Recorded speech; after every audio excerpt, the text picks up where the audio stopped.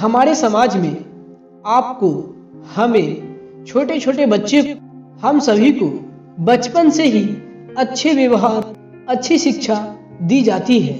हिल मिलकर रहना, किसी से लड़ाई मत करना, जो है उसी में खुश रहना, ये सब बताया जाता है। हम बचपन से जो सोचते हैं, जो भी सीखते हैं, वे अच्छी शिक्षा और व्यवहार के साथ सीखते हैं। लेकिन जैसे जैसे हमारी उम्र बढ़ते जाती है तो हम देखते हैं कि दुनिया में बुरा ही बुरा होता है। आखिर ऐसा क्यों होता है, जबकि बचपन से सभी लोगों को अच्छी शिक्षा दी जाती है, संस्कार दिए जाते हैं।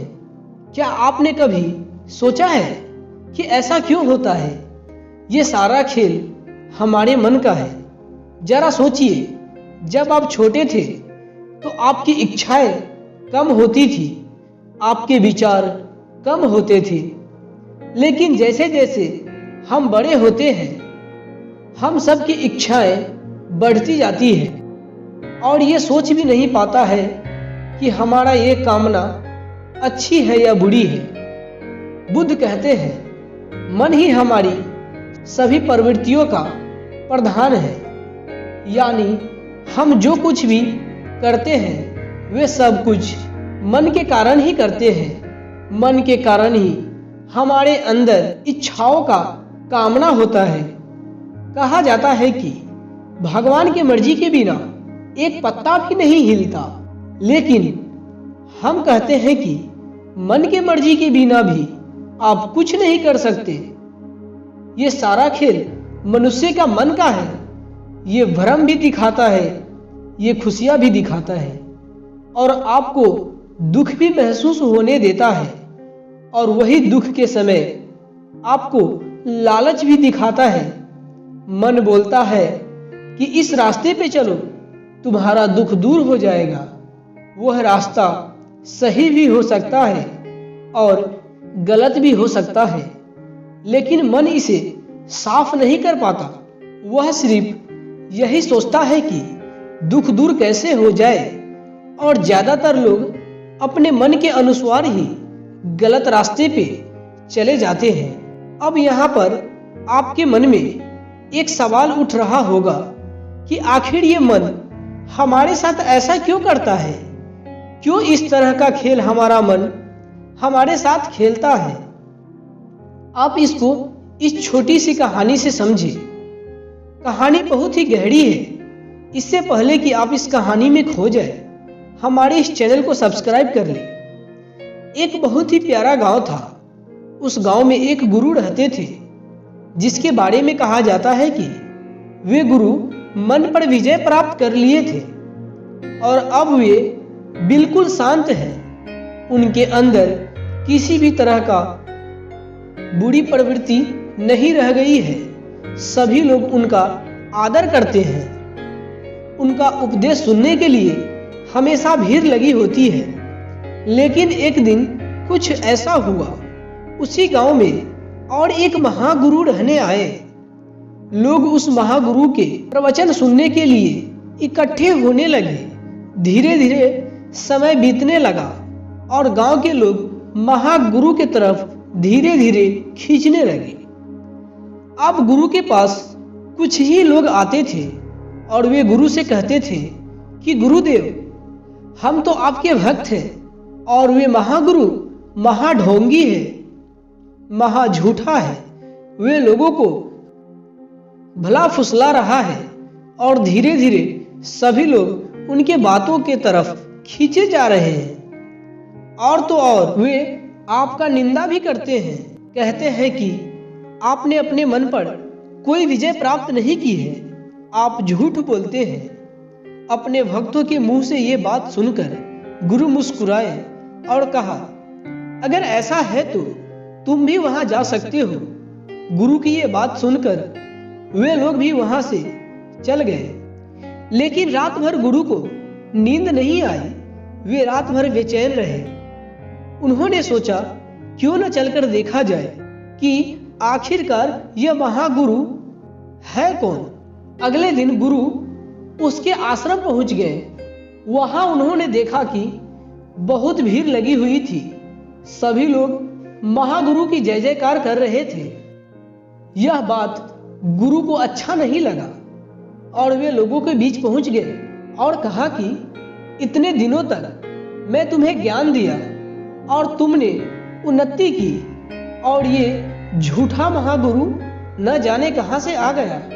तुम लोग इसके पीछे चले आए, एक दिन जरूर पछताओगे। मैं महागुरु को चुनौती देता हूं कि वे मेरे साथ शास्त्रार्थ करें। अगर वे जीत गए तो मैं यह नगर छोड़कर चला जाऊंगा। महागुरु ने गुरु की चुनौती स्वीकार कर ली। दोनों में शास्त्रार्थ हुआ। धीरे धीरे गुरु हारने लगे। तब गुरु बीच से ही जब उन्हें एहसास हुआ कि वे हारने लगा तो वह तुरंत ही उठकर वहां से चला गया और रात भर यही सोचते रहा कि कैसे महागुरु को इस गांव से, इस नगर से भगाया जाए। इसके लिए गुरु ने कई षड्यंत्र रचे, लेकिन कोई भी षड्यंत्र काम नहीं आया। अंत में वे परेशान होकर एक रात अपने हाथों में त्रिशूल लेकर महागुरु की हत्या करने की ठान ली और वे त्रिशूल लेकर महागुरु के आश्रम पहुंचे। वहां पहुंचे तो गुरु उस समय नींद में थे। जैसे ही महागुरु पे गुरु प्रहार करने वाले थे कि महागुरु की आंखें खुल गई और उन्होंने गुरु को रोकते हुए कहा, अभी भी तुम्हें समझ नहीं आई? तुम भ्रम में ही जी रहे हो। अगर तूने अपने मन पर विजय प्राप्त कर ली है तो ये त्रिशूल तुम्हारे हाथ में कैसे? किसने थमाया? ये क्रोध जो तुम्हारे ऊपर है, ये किसने दिया? कौन है इसके पीछे? गुरु कहते हैं कि ये सारी चीजें आपकी वजह से है। अगर आप यहाँ नहीं होते तो यह नहीं होता। महागुरु समझ गए कि मन पूरी तरह से गुरु पे हावी हो गया है। उनकी आंखें बंद हो चुकी है और उनके समझ भी खत्म हो चुके हैं। महागुरु ने कहा कि क्या तुम बूढ़े इंसान हो? गुरु ने कहा नहीं। फिर महागुरु ने कहा तुम अत्याचारी हो? गुरु ने कहा नहीं। तो अवश्य तुम लालची होंगे? गुरु ने कहा नहीं महागुरु, ऐसा नहीं है। महागुरु ने फिर कहा तो तुम्हारे हाथ में ये हथियार कैसे आए? क्या करना चाहते हो? गुरु ने अपने हाथ की ओर देखा और त्रिशूल को फेंक दी और महागुरु के सामने झुककर कहा, हे महागुरु, मेरी आंखें खोलने के लिए आपका धन्यवाद। पर हे महागुरु, मेरे साथ ये कैसे हो गया? मैंने तो अपने मन पर विजय प्राप्त कर ली थी। महागुरु ने कहा, मन कहीं नहीं जाता, यह तुम्हारे साथ ही रहता है और तुम जब हारते हो तो ये तुम्हारे साथ ही रहता है। ये तुम्हारी जीत के सपने दिखाता है और जब तुम जीतते हो तो ये तुम्हें हार के डर से डराता है। यह तुम्हें सफलता के लिए प्रेरित भी करता है और तुम्हें असफल के डर से डराकर तुमसे अनुचित कार्य भी कराता है। और जब तुम मन को काबू में करना चाहते हैं तब ये तुम्हें भ्रम में रखता है कि तुमने मन पे काबू कर लिया है, पर वक्त आने पर यह तुम्हें ही काबू में कर लेता है। गुरु ने कहा, महागुरु, पर ये मन हमारे साथ ये खेल क्यों खेलता है? वह हमें अपने आप ही क्यों नहीं जीने देता है? वे क्यों हमें नचाते रहता है? महागुरु ने कहा, मन दो धारी तलवार है और अगर इसे चलाना नहीं आता तो इससे अपने आप को भी घायल कर सकते हो। देखो, तुम हो तो मन है, तुम नहीं तो मन नहीं। तुम्हारी अस्तित्व के लिए मन का होना आवश्यक है। बिना मन के तुम कुछ भी नहीं जान सकोगे, अज्ञानी ही रह जाओगे। पर मन के साथ भी तुम कुछ नहीं जान पाओगे, अज्ञानी ही रह जाओगे। लेकिन मन के द्वारा तुम बहुत कुछ जान सकते हो, ज्ञान प्राप्त कर सकते हो। गुरु ने कहा, महागुरु, आपने मेरी आंखों को फिर से खोल दिया। आपका बहुत बहुत धन्यवाद। दोस्तों, हम अपने जीवन में अपने मन को सुनकर सभी कुछ करते हैं। जो मन हमें बोलता है वे हम करते हैं, लेकिन उस काम का परिणाम क्या होगा हम ये ज्यादा नहीं सोचते। मन से ऊपर उठकर उसे जानकर हम उससे काम लेना नहीं जानते। मन से ऊपर उठकर उसे जानकर हम उससे काम लेना नहीं जानते और हम अपने मन के अनुसार ही पूरी जीवन बिताने लगते हैं। वास्तव में हमारा मन का कार्य हमारी इच्छा की पूर्ति के लिए, हमारी कामनाओं को पूरा करने के लिए रास्ता दिखाना होता है। कार्य अच्छा है या बुरा है, कार्य को कैसे करें, कार्य तक कैसे जाए, यह काम मन का नहीं है।